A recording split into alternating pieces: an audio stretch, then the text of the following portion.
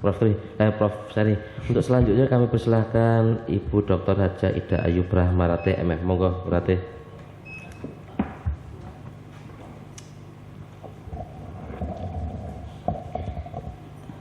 Promovendus yang terhormat ya Pak ya. Ini saya lihat pada bab 1 yang seperti saudara sampaikan tadi mengenai komposisi perusahaan asuransi jiwa nasional dan perusahaan asuransi jiwa asing, di mana di sini ada beda tipis antara perusahaan asuransi jiwa nasional yang 49% ya.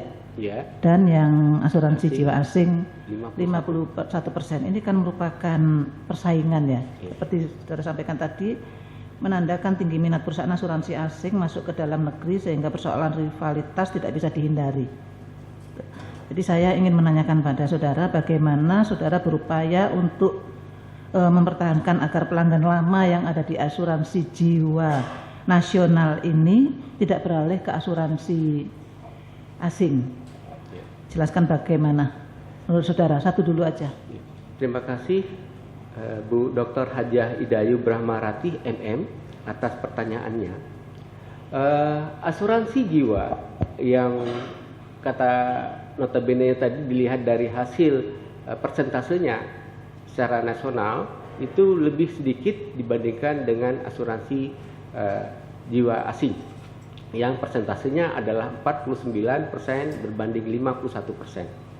Nah, untuk mempertahankan bahwa kenapa asuransi jiwa asing lebih dominan, ya, dan ini juga diminati oleh warga negara kita untuk memilih dari asuransi jiwa asing.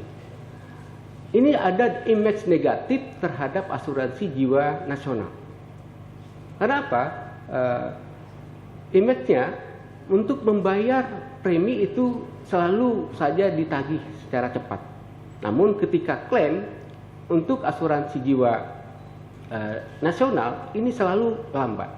Nah, lambatnya penyelesaian klaim ini disebabkan biasanya faktor yang sangat penting itu adalah pembayaran premi.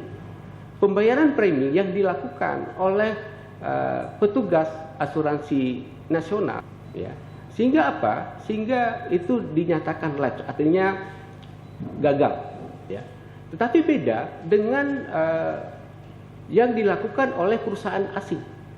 Perusahaan asing menagih premi itu adalah by banking atau via internet, bisa membayar secara langsung. Sedangkan yang nasional itu selalu dibantu oleh petugas. Nah, ini menjadi celah oleh petugas untuk hingga hasilnya pas tibanya klaim itu tidak dapat di-cover, sehingga image dari perusahaan nasional kepada dibandingkan dengan perusahaan asing itu demikian. Sekian. Dua tadi adalah pertanyaan rivalitas antara perusahaan asuransi jiwa nasional dan perusahaan asuransi jiwa asing ya Pak. Yeah. Sekarang bagaimana pandangan saudara dengan adanya BPJS? Yeah. Apakah ini termasuk tantangan bagi asuransi jiwa? Sementara yang saya lihat ya, dan saya pernah merasakan juga bahwa BPJS itu memang lebih murah ya Pak ya. Yeah. Tapi mungkin yang menyulitkan itu rujukan-rujukannya, karena harus rujukan dulu ya. Yeah.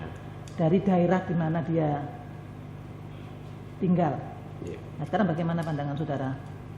Memang dengan keberadaan BPJS ya, asuransi jiwa ada merupakan suatu persaingan atau kompetitor di sesama asuransi.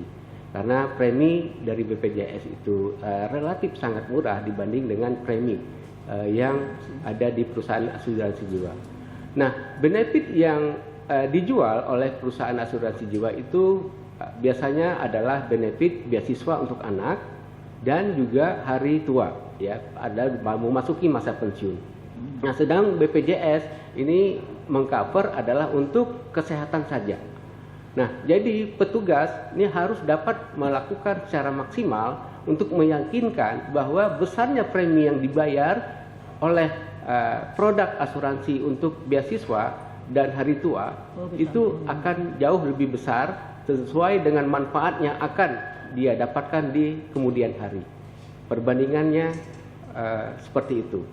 Jadi kalau dilihat di segi persaingan, memang di segi persaingannya untuk BPJS menjadi persaingan kompetitor oleh produk perusahaan asuransi jiwa. Namun kalau dijelaskan oleh petugas dengan lebih rinci lagi bahwa premi yang dibayarnya besar itu juga akan dia terima di kemudian hari untuk beasiswa anaknya.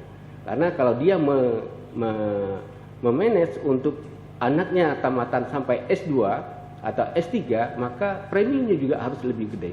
Atau jika nanti dia akan mendapatkan pensiun yang lebih besar, ya, pada saat dia tidak bekerja lagi, maka premi yang dibayar itu juga akan lebih besar. Sekian. Baik, terima kasih. Oke, matur suwun. Berarti untuk selanjutnya kami persilahkan Ibu Profesor Dr. Amertuti Kusumenang